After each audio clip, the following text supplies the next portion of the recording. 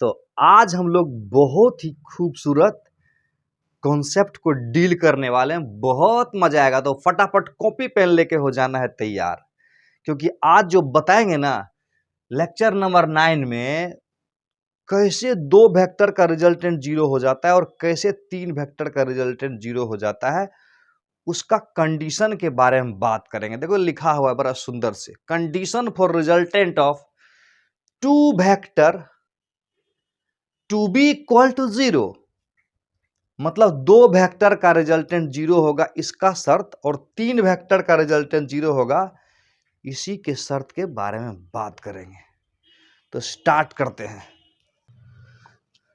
Condition for resultant of 2 vector to be equal to 0। ये तो बहुत आसान है, तुरंत समझ में आ जाएगा तुमको। देखो बहुत आसान है। मान लेते हैं let A and B are 2 vector. पहले मान लो ना, let A and B are 2 vector.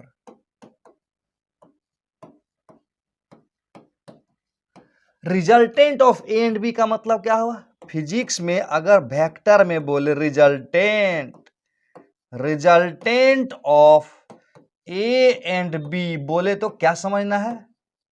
Resultant of A and B बोले तो समझना है, यस, वेक्टर में रिजल्टेंट का मतलब होता है जोड़ देना। समझ में आया बात? 2 वेक्टर का रिजल्टेंट बोले तो समझना है कि दोनों वेक्टर को जोड़ देना है, यानी a प्लस बी ही हुआ रिजल्टेंट। समझ में आया बात? तो कंडीशन के अनुसार क्या कह रहा है? By condition. शर्त क्या है इसमें?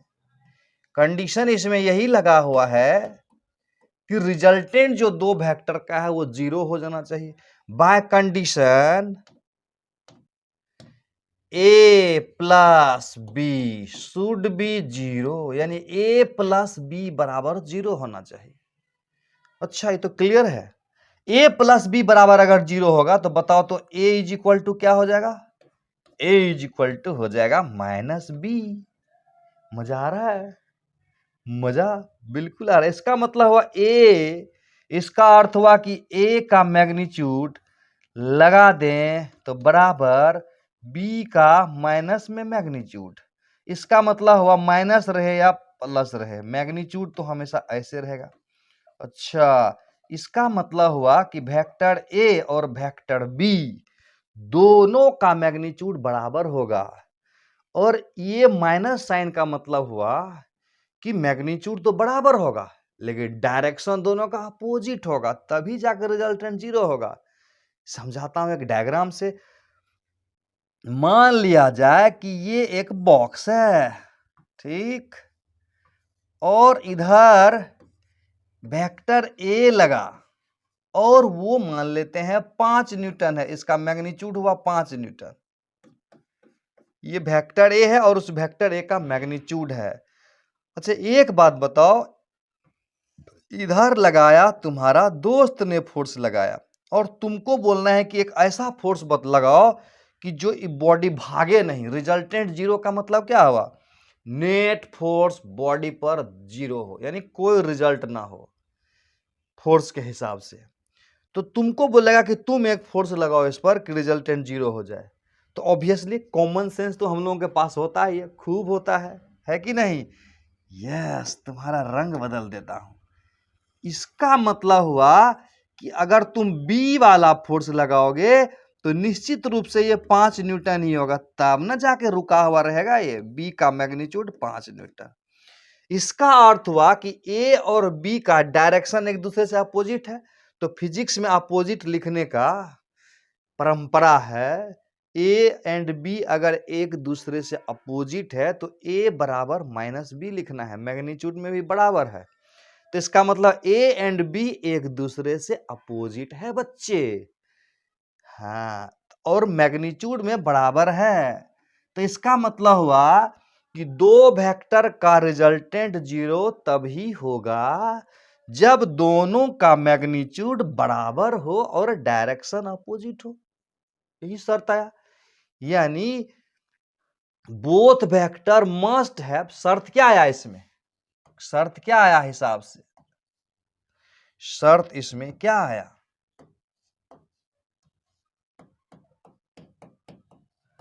अगर बोलूं कि शर्त लिखो तो बोलेंगे बोथ वेक्टर, बोथ मतलब दोनों vector, must have same in magnitude but opposite in direction. समझ में आ रहा है बात, यानी बोथ वेक्टर, दोनों vector, both vector must, must मतलब जरूरी है, both vector must have same magnitude, same magnitude but in opposite direction, but in opposite direction। इसका मतलब हुआ कि दोनों वेक्टर का मैग्नीट्यूड बराबर हो जाए और डायरेक्शन विपरीत में हो जाए तो उसका रिजल्टेंट 0 होगा। क्लियर है, एक छोटा सा एग्जांपल से समझने का कोशिश करते हैं। तुमको बताना है कि क्या इसका रिजल्टेंट 0 होगा। जैसे एक बॉडी है, इस बॉडी पर एक फोर्स लगा F1 और वो है 5 न्यूटन, और दूसरा फोर्स है F2 और वो फोर्स है 10 न्यूटन। रिजल्टेंट का मतलब हुआ F1 प्लस F2, वेक्टर में F1 प्लस F2। क्या F1 प्लस F2 बराबर 0 होगा, F1 प्लस F2 बराबर 0 होगा? कदापि 0 नहीं होगा। क्यों नहीं 0 होगा? क्योंकि एक तरफ 10 है और एक तरफ 5 है, तो रिजल्टेंट 0 कैसे होगा? रिजल्टेंट बराबर होगा भी तो इधर लगा 10 और इधर लगा 5, यानी 5 न्यूटन का रिजल्टेंट होगा और डायरेक्शन इधर हो जाएगा। इसका अर्थ ये हुआ कि दो वेक्टर का मैग्नीट्यूड बराबर नहीं हो और डायरेक्शन अपोजिट भी होगा तो रिजल्टेंट 0 नहीं होगा। क्लियर है बात? उसी प्रकार से अगर अगला मैं तुमसे एक क्वेश्चन पूछूं कि अगर इस बार क्या करता हूं, मैं फोर्स को बराबर कर देता हूं, एक को 5 न्यूटन इधर लगाया और दूसरे को 5 न्यूटन इधर लगाया, और मैंने पूछा क्या इसका रिजल्टेंट बराबर 0 होगा? क्या इन दोनों वेक्टर का रिजल्टेंट, वेक्टर सम हुआ, क्या इन दोनों वेक्टर का रिजल्टेंट 0 होगा? तो अभी हम लोग देखे थे कि दोनों वेक्टर का मैग्नीट्यूड तो बराबर होना चाहिए, डायरेक्शन तो अपोजिट भी होना, डायरेक्शन भी तो अपोजिट होना चाहिए। तो मैग्नीट्यूड तो बराबर है लेकिन डायरेक्शन अपोजिट नहीं है, इसीलिए मैग्नीट्यूड बराबर होते हुए भी डायरेक्शन अपोजिट नहीं होने के कारण दोनों का रिजल्टेंट 0 नहीं होगा। तो फिर कितना होगा? अगर निकालना होता कितना होगा वो तो यहां मैटर नहीं है, लेकिन हम लोग निकाल सकते थे। कैसे निकाल सकते थे? तो नहीं समझे हो, दोनों वेक्टर 90 डिग्री पर है ना, F1 स्क्वायर F2 स्क्वायर कर देते, 2F1 F2 और cos 90 कर देते, 2F1 F2 cos 90 कर देते, और इस तरह से 5 स्क्वायर 0 होता तो 5√2 आता। मेरा मतलब है कि क्या रिजल्टेंट 0 हुआ? नहीं हुआ। समझ में आ रहा बात? तो अगर तुमसे पूछे कि कम से कम इक्वल मैग्नीट्यूड का कितना वेक्टर चाहिए कि रिजल्टेंट 0 हो जाएगा, तो क्लियर है कि कम से कम इक्वल मैग्नीट्यूड का 2 वेक्टर चाहिए तब जाकर रिजल्टेंट 0 होगा। अच्छा, एक ही वेक्टर अगर एक ही फोर्स बॉडी पर लगेगा तो रिजल्टेंट 0 होगा? नहीं होगा। यानी बॉडी को रिजल्टेंट 0 होने के लिए कम से कम 2 फोर्स तो लगना पड़ेगा और दोनों का मैग्नीट्यूड बराबर होगा, डायरेक्शन में यस अपोजिट होगा। तो अब हम लोग बात करेंगे 3 वेक्टर का रिजल्टेंट 0 होने का कंडीशन। तो यस शुरू करते हैं आगे। 3 वेक्टर का रिजल्टेंट 0 होने का शर्त, तो क्या करेंगे? सबसे पहले 3 वेक्टर लाए ना सामने, तो मान लेता हूं let A, B and C are 3 vector. Let A, B and C are 3 vector.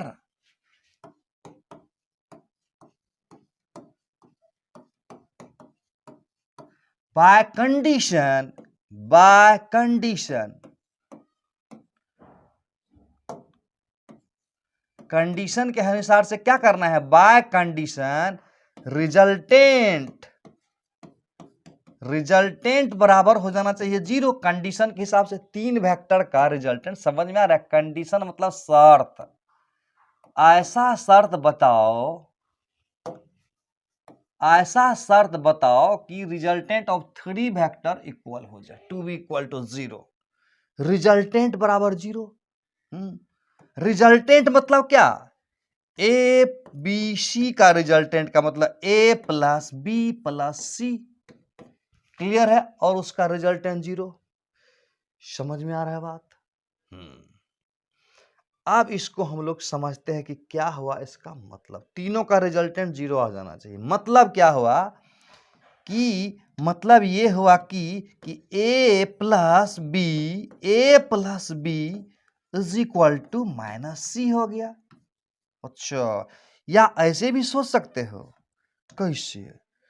ऐसे सोच सकते हो क्या, b plus C, B plus C is equal to minus A.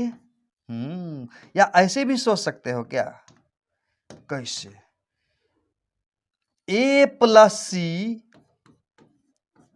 Is equal to minus B. सोच तो जरूर सकते हैं। इसका मतलब हुआ किसी दो का रिजल्टेंट यानी ए एंड बी का रिजल्टेंट सी के बराबर होगा मैग्नीट्यूड में और डायरेक्शन में अपोजिट होगा, या बी एंड सी का रिजल्टेंट ए के बराबर होगा मैग्नीट्यूड में, डायरेक्शन में होगा अपोजिट, या ए एंड सी का रिजल्टेंट बी के बराबर होगा मैग्नीट्यूड में, डायरेक्शन में होगा अपोजिट। मतलब किसी भी दो वेक्टर का रिजल्टेंट तीसरे वेक्टर के बराबर होगा मैग्नीट्यूड में और डायरेक्शन में अपोजिट। इसको एक डायग्राम से समझते हैं। चलिए मान लेते हैं कि एक बॉडी है ये, और इस बॉडी पर हम लोग लगाएंगे फोर्स। क्या लगाएंगे, फोर्स। तो एक फोर्स हमने इधर लगाया ए, एक फोर्स लगाया ए, और एक फोर्स लगाया इधर बी। तो एक बात बताओ, ए एंड बी का रिजल्टेंट किधर होगा, ए प्लस बी। उसको भी देख लेते हैं। ए प्लस बी बराबर किधर होगा, इसके पैरेलल में अगर हम ऐसे ऐसे कर देता और इसके पैरेलल में अगर हम ऐसे ऐसे कर देते तो ये मेरा बन जाता ए प्लस बी। क्लियर है? और बोल रहा है कि ये जो ए प्लस बी होगा ना माइनस सी के बराबर होगा, माइनस सी। यानी यही वेक्टर जो है ना ये माइनस सी है। कौन, ये जो है ना ए प्लस बी ही माइनस सी है। अगर ये माइनस सी है तो सी कौन होगा, ये अगर माइनस सी है तो सी किधर होगा, दिमाग लगा रहे हो, सी इधर नहीं हो जाएगा। अगर सी इधर होगा तो माइनस सी इधर हो जाएगा। हाँ, सिंपल सी बात है। तो इसका मतलब समझ में यही आया कि दो वेक्टर का रिजल्टेंट जिधर होगा उसी के अपोजिट में तीसरा लगा देंगे तो रिजल्टेंट 0 हो जाएगा। मतलब हुआ कि अगर एक बॉडी को दो आदमी मिलकर खींच रहे हैं तो दो आदमी के मिलने से, खींचने से जो रिजल्टेंट आएगा उतना ही बड़ा मैग्नीट्यूड का उस रिजल्टेंट के अपोजिट डायरेक्शन में लगा देंगे तो वो बॉडी मूव नहीं करेगा, यानी रिजल्टेंट 0 हो जाएगा। समझ में आ रहा है बात? तो ये क्लियर है बात। किसी भी दो वेक्टर का रिजल्टेंट जिधर होगा उसके अपोजिट में तीसरा वेक्टर को लगा देंगे तो उसका रिजल्टेंट 0 होगा। यानी इसमें कंडीशन में क्या लिखेंगे, resultant of any two vector will be equal to third vector in magnitude but opposite in direction. Condition में अगर बोलेगा लिखो कंडीशन तो क्या लिखेंगे, लिखेंगे resultant of any two vector, resultant of any two vector, resultant of any two vector. Any two vector मतलब A and B का resultant C, B and C का resultant minus A, A and C का resultant, यानी ए and B या B and C या C and A, any two, समझ में आया बात? Resultant of any two vector must B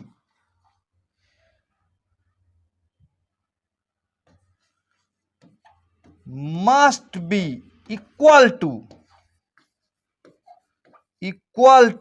third vector in magnitude. Resultant of any two vector must be equal to third vector in magnitude, but opposite in direction. In magnitude,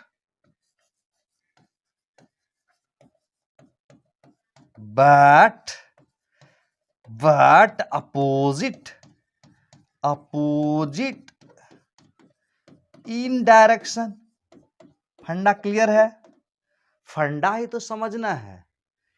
ठीक से समझ में आया? एक बात और है यहां नोट करने योग्य. एक बात देखो, यहां पर तीनों वेक्टर क्या एक ही प्लेन में है? तीनों वेक्टर को कोप्लेनर होना जरूरी है. ये क्या बोल दिया? कोप्लेनर का मतलब एक ही प्लेन में. जैसे फर्श है ना, तीन वेक्टर को फर्श पर रख दो तो एक ही प्लेन हो. जैसे बोर्ड है ना, इसी तीनों वेक्टर को बोर्ड के प्लेन में रख देंगे तो कोप्लेनर कहलाएगा. तो अब देखो, ए वेक्टर ई है और बी वेक्टर ई है, उसका जो रिजल्टेंट होगा ठीक उसका अपोजिट होगा. यानी तीनों वेक्टर एक ही प्लेन में हुआ कि अपोजिट प्लेन में? एक ही प्लेन में हुआ ना सर. अब एक ही प्लेन में नहीं होने का मतलब समझो. अगर ये इधर है और बी इधर है, ए इधर है और बी इधर है, सी अगर बोलते इधर है इधर, तो ए एंड बी का रिजल्टेंट के अपोजिट में सी नहीं ना है. तो ए एंड बी का जो रिजल्टेंट होगा उसका अपोजिट इधर है, लेकिन हम बोलते हैं सी इधर है, तो क्या तीनों का रिजल्टेंट जीरो होता? कभी नहीं होता. क्यों? क्योंकि दो का रिजल्टेंट का अपोजिट में तो बनेगा ही नहीं ना. तो ऐसा तभी ना होगा जब तीनों एक ही प्लेन में आ जाए. यानी रिजल्टेंट को जीरो होने के लिए तीनों को एक प्लेन में होना जरूरी है, क्योंकि दो का रिजल्टेंट जिधर होगा उसका अपोजिट में तीसरा होगा, तो ये एक ही प्लेन में होगा तभी होगा. अगर ऐसे बोलते सी बर ए इधर है, बी इधर है, सी इधर है, तो तब तो रिजल्टेंट जीरो नहीं होता. तब तो ए और बी और सी तीनों मिला के बॉडी को तो उधर भगा देता ना. समझ में आ रही है? फील आ रही है? फील फंडा क्लियर हो रही है? यस. इसका मतलब हुआ कि ऐसे कंडीशन में तीनों वेक्टर को कोप्लेनर होना जरूरी है. यानी इसका मतलब हुआ कि in this case all the three vector must B coplanar. बात समझे बात?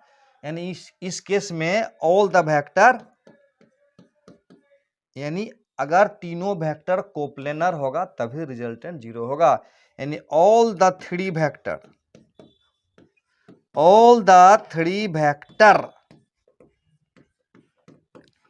must be coplanar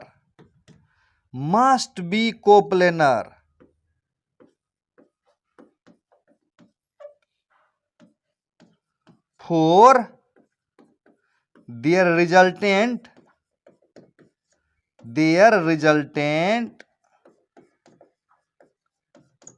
all the to be equal to zero. Clear है? बढ़िया से नहीं समझ में आया बात? All the three vector must B coplanar four मतलब उसके रिजल्टेंट को जीरो होने के लिए. समझ में आ रही बात? तीनों वेक्टर को एक ही प्लेन में होना अनिवार्य है. यहां से तो तुमको फंडा समझ में आया. अब जब सवाल हम बनाएंगे ना एग्जाम में, क्वेश्चन पेपर में, तो इससे सवाल नहीं बनेगा. इससे तो खाली समझ में आया कि ऐसे ऐसे बात है, लेकिन सवाल कैसे बनाएंगे? तो सवाल बनाने के लिए नोट करा देता हूं. नोट करते हैं और उस नोट में जो फंडा सीखेंगे ना उसी से सवाल बनेगा. तो देखो सवाल बनाने का क्या है फार्मूला. तो नोट करके हम लोग समझते हैं. बहुत ही प्यारा सा चीज नोट करके लिख लेते हैं. देखो अभी हम लोग condition of three vector resultant, तीन वेक्टर का रिजल्टेंट ए बी सी का रिजल्टेंट इफ लिख देता हूं मैं. If A plus B plus C is equal to 0 हो जाता है। तो A plus B is equal to minus C लिख सकते हैं। समझ में आ रहा है बात? या B plus C is equal to minus A लिख सकते हैं, या A plus C is equal to minus B लिख सकते हैं। तो ऐसे कंडीशन में ऊपर वाला को उठा लेते हैं, इसी को लेके आगे बढ़ जाते हैं। तो अगर a plus B is equal to minus C है तो इसका मतलब हुआ कि a प्लस बी का magnitude is equal to minus C का मैग्नीट्यूड बराबर हो जाएगा। सही है। इसका अर्थ हुआ कि a प्लस बी का मैग्नीट्यूड बराबर सी का मैग्नीट्यूड हो जाएगा। अच्छा एक बात बताओ, हमको पता है कि एक वेक्टर ए है दूसरा वेक्टर बी है, तो उसका मैग्नीट्यूड मैं तुमको एक वेक्टर ए दूं और दूसरा वेक्टर बी दूं, और ए है 5 न्यूटन और बी है 3 न्यूटन, दोनों अगर मिल जाएगा तो ज्यादा से ज्यादा कितना देगा? 8 न्यूटन। यानी एक वेक्टर ए है दूसरा वेक्टर बी है, दोनों जब मिल जाएगा तो ज्यादा से ज्यादा यही ना देगा, इससे भी ज्यादा दे देगा। अगर एक 5 है एक 4 है तो 9 देगा ज्यादा से ज्यादा। कम से कम कितना देगा ये? सवाल में पता है हम लोग को कम से कम कितना देगा? डिफरेंस के बराबर, जो बड़ा होगा बड़ा में से छोटा घटाएंगे। समझ में आ रहा है बात? इसका मतलब हुआ कि इन दो वेक्टर का रिजल्टेंट हमको पता है कि ज्यादा से ज्यादा दोनों को जोड़ने से प्राप्त हो जाएगा, और कम से कम दोनों के डिफरेंस के बराबर होगा। कहने का मतलब एक वेक्टर है 4 दूसरा है 3, दोनों का रिजल्टेंट ज्यादा से ज्यादा 7 होगा। जब एक ही तरफ 4 लगा देंगे और एक ही तरफ 3 लगा देंगे खींचने में तो 7 हो जाएगा। सही है। और कम से कम कितना होगा? कम से कम होगा, एक को इधर भिरा दो 4 को, एक को उधर भिरा दो 3 को, तो कम से कम कितना हो जाएगा? 1 हो जाएगा। समझ में आ रहा है बात? यही है डिफरेंस। तो और इसके बदले में ये लिख दूं सी, यस सी लिख देता हूं, यानी सी का वैल्यू a प्लस बी और a माइनस बी, ये समझना है कि ये बड़ा है b से, मान लिया। इसका मतलब जानते हो क्या हुआ? इसका मतलब हुआ किसी भी एक वेक्टर का मैग्नीट्यूड बाकी दो वेक्टर जो बच गया उसका मैक्सिमम और उसके मिनिमम के बीच में आ जाए, तब उसका रिजल्टेंट 0 हो सकता है कि होगा? हो सकता है, होगा। बोलो जल्दी। फिर समझाता हूं मैं। जब एक वेक्टर का मैग्नीट्यूड अब बाकी दो वेक्टर के मैग्नीट्यूड के मैक्सिमम और मिनिमम के बीच में आ जाए तो उसका रिजल्टेंट 0 हो सकता है कि होगा। क्या? जब मैं समझाता हूं हो सकता है कि होगा, दिमाग लगाओगे। तीनों वेक्टर को इसमें ये मैग्नीट्यूड का रिलेशन दिया हुआ है, ये कभी बोल रहा है इसमें कि कोप्लेनर है? नहीं बोल रहा है, कोप्लेनर नहीं बोल रहा है। इसका मतलब हुआ कि मैग्नीट्यूड के बारे में खाली इंफॉर्मेशन है, कोप्लेनर के बारे में नहीं। इसका अर्थ ये हुआ कि ऐसा होगा तो रिजल्टेंट 0 हो सकता है अगर कोप्लेनर होगा तो, लेकिन ऐसा हो और कोप्लेनर ना हो, कोप्लेनर मतलब एक ही प्लेन में, तब तो रिजल्टेंट 0 नहीं होगा। इसीलिए लिखेंगे मे बी इक्वल टू 0, यानी if magnitude of any one vector lies in between maximum and minimum magnitude of other two vector then their resultant may be equal to 0। समझ में आई बात? लिखा हुआ है नीचे, if magnitude of any one vector lie in between lies, जो कोई बात नहीं, maximum and minimum magnitude of other two vector then their resultant. देखो कितना सुंदर से हमने कलर को मैंने बदल के लिख दिया यहां पर। Then their magnitude may be equal to 0, may be equal to 0। बात आई समझ में? अब कितना भी क्यों ना समझ लो, जब तक सवाल नहीं बनाएंगे तब तक फंडा क्लियर नहीं होगा तो एक सवाल बना के देख लेते हैं हम लोग। रेडी हो जाओ। यस, तो देखिए इस खूबसूरत सवाल को मन से, दिल से, आत्मा से वाह महसूस करिए इसके वैल्यू को। कहता है कि is the resultant of following vector में बी इक्वल टू 0, यानी यस नो बोलना है। ये है 5, ये है 7, ये है 10। क्या इन तीनों का रिजल्टेंट 0 हो सकता है? तो क्या करते हैं ना, सॉल्यूशन पहला का हिंट मैं देता हूं। कोई एक चुन लो, कोई एक चुन लो, कोई एक चुन लो, कोई एक चुन लो, तीनों में से कोई। मान लेते हैं हम चुने 5 न्यूटन, ठीक है, या 10 न्यूटन ही चुन लेते हैं। 10 न्यूटन चुन लिया, सी इसी को मान लेते हैं। बाकी दो का अब देखो, एक बच गया 5 न्यूटन और दूसरा बच गया 7 न्यूटन। इन दोनों का मैक्सिमम वैल्यू कितना आएगा अगर जोड़ देंगे तब? इन दोनों को जोड़ देंगे तो 7 5 12 न्यूटन आ जाएगा। समझ में आया? और इसका मिनिमम वैल्यू कितना होगा? सोचो सोचो सोचो, 7 में से 5 गया 2 न्यूटन।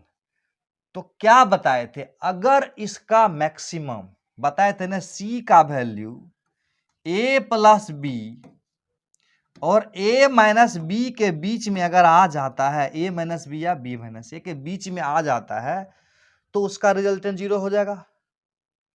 0 हो सकता है। तो इसका मतलब हुआ कि ये दोनों मिलेगा तो ज्यादा से ज्यादा 12 न्यूटन का देगा और कम से कम 2 देगा। तो 2 और 10 के बीच में, 12 के बीच में कुछ भी दे सकता है, तो 10 भी दे सकता है। तो ये दोनों मिल के क्या इसको बैलेंस कर सकता है? बिल्कुल कर सकता है। और भी समझाता हूं फिजिकली। इधर हम लगा दिए 10 न्यूटन और इधर हम लगाएंगे आर। इधर आर लगा दिए तो इस आर का वैल्यू कितना है? 2 न्यूटन से लेके 12 न्यूटन के बीच में है इसका वैल्यू।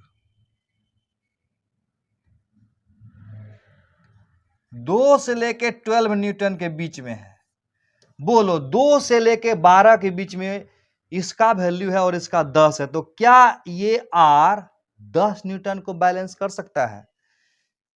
यानी R can balance, R can balance, balance मतलब उसको रिजल्टेंट 10 न्यूटन। तो आंसर है यस, कर सकता है, बैलेंस कर सकता है। R can balance 10 newton, yes. यानी ये जो आर है ना, इस 10 न्यूटन को बैलेंस कर सकता है, इसीलिए इसका रिजल्टेंट 0 हो सकता है। क्यों? ऐसे भी समझो ना, 2 का रिजल्टेंट यानी 2 वेक्टर का, अरे 2 को जोड़ने से और 2 को घटाने से जो आएगा ना, उसके बीच में तीसरा आ जाएगा ना, तो रिजल्टेंट 0 हो जाएगा। सीधा सीधी ऐसे समझो। और ज्यादा समझना है कॉन्सेप्ट, तो इन दोनों का रिजल्टेंट मैक्सिमम, इन दोनों का रिजल्टेंट मिनिमम के बीच में तीसरा आ जाएगा, तो रिजल्टेंट 0 हो सकता है। समझे बात? दूसरा सवाल देखते हैं।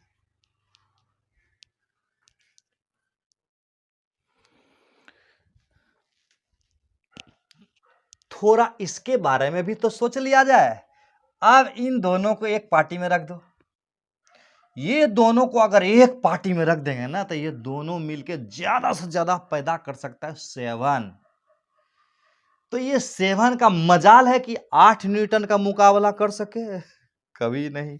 यानी एक तरफ हम दे देता हूं 8 न्यूटन, ठीक है, और दूसरे तरफ देता हूं 3 और 4 का रिजल्टेंट। 3 और 4 का रिजल्टेंट ज्यादा से ज्यादा होगा, कम से कम होगा 1 न्यूटन से लेके ज्यादा से ज्यादा 7 न्यूटन देगा। इसके ज्यादा ये हुआ मिनिमम, ये हुआ मिनिमम और ये हुआ मैक्सिमम। इसी के बीच में इसका वैल्यू आएगा। तो इसका मजाल है कि 8 से डट के मुकाबला करे, एकदम भाग जाएगा। ये 8 वाला उसको खींचते हुए चला जाएगा। तो रिजल्टेंट 0 होगा क्या? रिजल्टेंट 0 कभी नहीं होगा। क्यों नहीं होगा? क्योंकि ये दोनों मिल भी जाएगा ना, 4 और 7, तो 8 को रोक नहीं पाएगा, 7 तक ही जाएगा, उसको खींचते हुए ही निकल जाएगा। बोलो, इसी प्रकार से इन दोनों में इन दोनों को लेको के एक ही क्वेश्चन, एक तरह से नहीं, एक ही क्वेश्चन लिखा गया लगता है, कोई बात नहीं। तो इसका आंसर था यस, रिजल्टेंट जीरो हो सकता है। इसका आंसर होगा नो, रिजल्टेंट जीरो नहीं हो सकता है। तो इसका बोलो, ये दोनों मिल जाएगा तो ज्यादा से ज्यादा कितना देगा? 20। कम से कम कितना देगा? 0। 0 और 20 के बीच में, यानी दोनों को जोड़ने से जो आएगा, दोनों को घटाने से जो आएगा, उसके बीच में ये आना चाहिए, आ रहा है। तो इसका आंसर क्या होगा? यस, रिजल्टेंट जीरो हो सकता है। इसमें 3 और 10 मैक्सिमम देगा 13, और 3 और 10 मिनिमम देगा 7। 13 और 7 के बीच में 12 आ जाता है। समझ में आया बात? ये भी तो फंडा को ध्यान में रखना है तुमको। ये तो समझने के लिए, फील लाने के लिए सब बता रहा हूँ। फील लाना मतलब हुआ कि 3 और 10 मिलेगा तो 13 देगा ज्यादा से ज्यादा, और 3 और 10 मिलेगा तो कम से कम 7 देगा। 7 और 13 के बीच में 12 आता है, यानी 12 को बैलेंस कर सकता है। ये फील आ रही है, फील आ रही है का मतलब हुआ कि देखो इन तीनों को एक पार्टी में कर दो। इसका तो आंसर हो गया यस। इसका बोलो यहाँ यस नो, कॉमन सेंस लगाओ। ये तीनों को अगर एक पार्टी में दे दोगे, जैसे बच्चा में हम लोग खेलते थे ना, छोटा छोटा को एक पार्टी में, बड़का को अकेले रख देते थे। तो ये अगर अकेले एक पार्टी में रहे और ये तीनों एक पार्टी में रहे, तो तीनों मिल के इसको क्या खींच पाएगा? बैलेंस कर पाएगा। तो 3 2 5 1 6, तीनों मिल जाएगा तो 6 न्यूटन से ज्यादा पैदा नहीं कर सकता है। समझ में आया बात? और ये 7 न्यूटन है, तो कभी भी ये तीनों इसको बैलेंस नहीं कर पाएगा, तो इसका रिजल्टेंट जीरो हो सकता है। अच्छा, इसका मतलब हुआ कि 3 से ज्यादा भी रहेगा तो दिमाग में फील आ गई है कि 3 रहे या 4 रहे या 5 रहे, रिजल्टेंट जीरो को हम कर सकते हैं। अच्छा, इसका मिनिमम कितना होगा बताओ तो? मिनिमम करना होगा ना, तीनों का मिनिमम करना। दोनों छटका को एक पार्टी में रखोगे तो 2 1 3 हुआ, बड़का से डिफरेंस करोगे, ये मिनिमम 0 दे देगा। ये समझ में आ रहा बात? ये 3 है, 2 है, 1, ये दोनों को एक पार्टी में इधर एक दे देगा तो मिनिमम 0 हो जाएगा। मिनिमम से कोई मतलब नहीं यहाँ पर, मैक्सिमम देखो, बड़का को ले लो एक तरफ पार्टी में, सब छोटका को एक पार्टी में दे दो, रिजल्टेंट 0 हो सकता है। यही टेक्निक है, कभी नहीं हो सकता। अब इसमें सारा छोटा को एक पार्टी में दे दो, 4 2 6 1, 4 2 6 1 7 न्यूटन, और इधर 6 न्यूटन है। तो ये तीनों मिल के इसको तो खींच लेगा, रिजल्टेंट 0 यस हो सकता है। समझ में आ रही है बात? फील आ रही है? फील कर रहे हो कि रिजल्टेंट 0 कैसे होगा, रिजल्टेंट 0 कैसे नहीं होगा। तो हम लोग अगला सवाल देखते हैं। रेडी? यस। इस सवाल को फील करो, क्या होगा इसका आंसर? कनकरेंट मतलब समझते हैं ना? कनकरेंट का मतलब होता है कि अगर ये कोई पॉइंट P है, ये पॉइंट है, तो सारा का सारा फोर्स इसी से निकलता हुआ होना चाहिए। उसको कनकरेंट बोलते हैं। इसमें कोप्लेनर से कोई मतलब नहीं है हमको। एक ही पॉइंट से सब निकलेगा ना, तो उसको बोलेंगे कनकरेंट। ये 4 फोर्स है, चारों कनकरेंट है।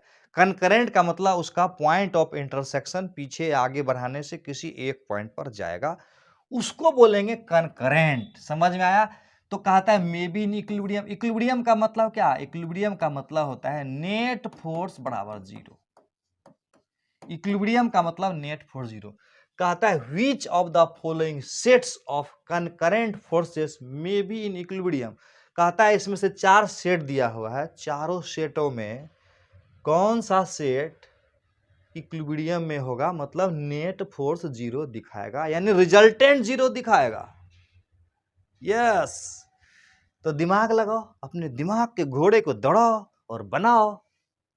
क्या करना है? छोटा छोटा को एक पार्टी में दे देंगे, बचपन वाला याद कर लोगे। बचपन में हम लोग क्या करते थे, 5 बच्चा होता था, एक बड़ा होता, तो सब भैया बोलते थे कि तुम सब बच्चे एक तरफ चले जाओ, मैं अकेले हूँ। खूब हम लोग मजे लेते थे। तो वही मजा अभी लो ना, बचपन को याद करो, सब छोटा छोटा को एक पार्टी में दे दो। देखो, अगर इन तीनों को अगर हम एक पार्टी में डाल देते हैं, अगर इन तीनों को एक पार्टी में डाल देते हैं, एक पार्टी में, तो ये तीनों मिल के 10 को पछाड़ पाएगा, मतलब मुकाबला कर पाएगा, रिजल्टेंट 0 कर सकता है इसके बराबर। 3 5 8 1 9 ये तीनों मिल भी जाएगा तो 10 न्यूटन बियर पैदा नहीं कर सकता है। इसका मतलब हुआ कि इन चारों का रिजल्टेंट जीरो कभी भी हो सकता है जीरो।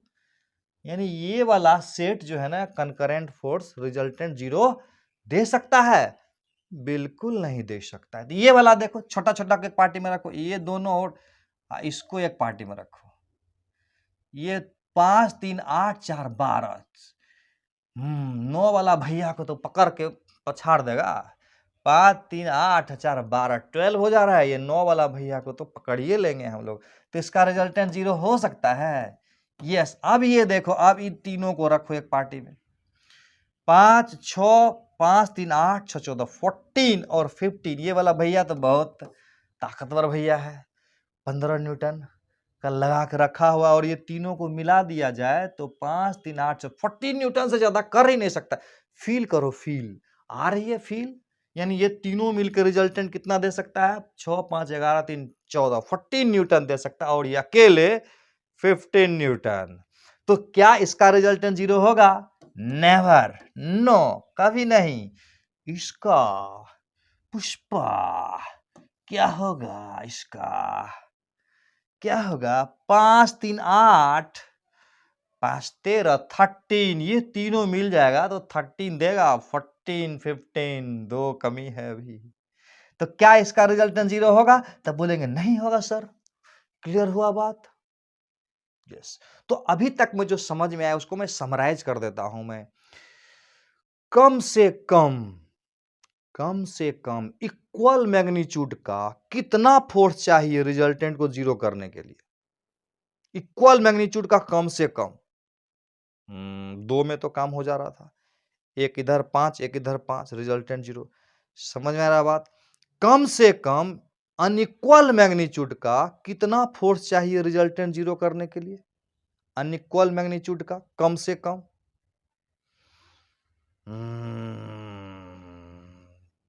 अनइक्वल है तो 2 से काम चलेगा। 2 वेक्टर को अनइक्वल फोर्स है तो उसका रिजल्टेंट जीरो हो सकता है अनइक्वल में? कभी नहीं। तो इसका मतलब अनइक्वल में 3 तो चाहिए कम से कम, तब जाकर रिजल्टेंट जीरो होगा। अब बोलेगा अनइक्वल है और कोप्लेनर नहीं है, तो कम से कम कितना फोर्स चाहिए रिजल्टेंट को जीरो होने के लिए? समझ में आ रहा है बात? यानी तीनों अगर इक्वल रहता तो कोप्लेनर होता तो तीनों वेक्टर से काम चल जाएगा। लेकिन अगर अनइक्वल भी है और कोप्लेनर नहीं है, तो इसका मतलब हुआ कि 3 वेक्टर रिजल्टेंट तभी दे सकता था जब कोप्लेनर होता था। और कोप्लेनर नहीं है तो 3 वेक्टर का रिजल्टेंट जीरो होगा, क्योंकि 2 का रिजल्टेंट के अपोजिट में तीसरा आएगा तो कोप्लेनर होना जरूरी है 3 वेक्टर में। इसका मतलब हुआ कि एक बॉडी पर एक इधर लगाए, एक इधर लगाए, एक इधर लगाए, तीनों लगाए, एक इधर एक इधर एक इधर, तो रिजल्टेंट ऊपर भाग जाएगा। तो इसका मतलब चौथा को पीछे रखना पड़ेगा। तो कम से कम अनइक्वल वेक्टर एक ही प्लेन में ना हो तो कितना चाहिए रिजल्टेंट जीरो होने के लिए? तो सवाल से बनाओ। मैं देता हूं कुछ सवाल बनाने के लिए, उसको देखो। तो देखिए, इसको पढ़िए, फील करिए, महसूस करिए, क्या होगा इसका आंसर।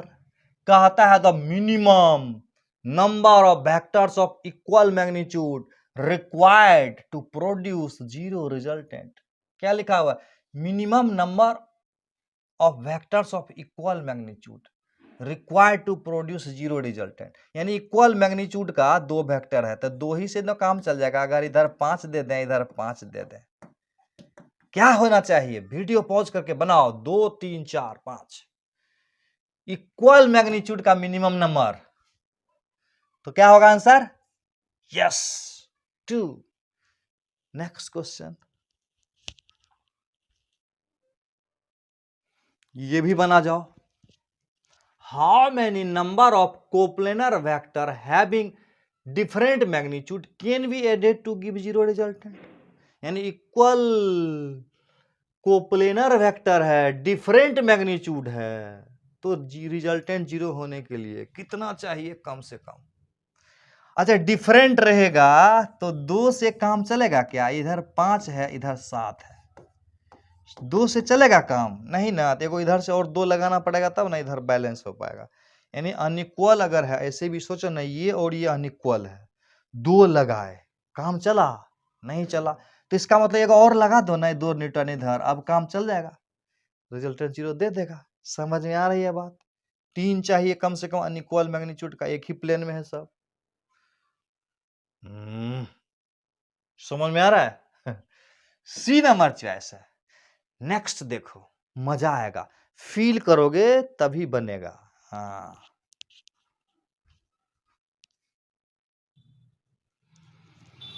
देखो क्या लिखा है, how many minimum number of vectors in different plane. Plane यहां से यहां आ गया, हवाई जहाज है ना, यहीं से उड़ जाता है। प्लेन है, कोई बात नहीं, वो बोला नहीं है। Can be added, A double D D, A double D D, can be added to give 0 resultant. Different plane में मिनिमम नंबर कितना चाहिए रिजल्टेंट 0 करने के लिए?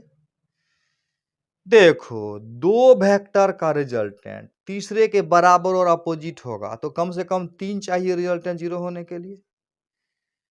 तो एक इधर है, एक इधर है, एक इधर है, तो रिजल्टेंट 0 होगा नहीं, क्योंकि एक ही प्लेन में भी नहीं है, एक इधर गया, एक इधर गया, एक इधर गया।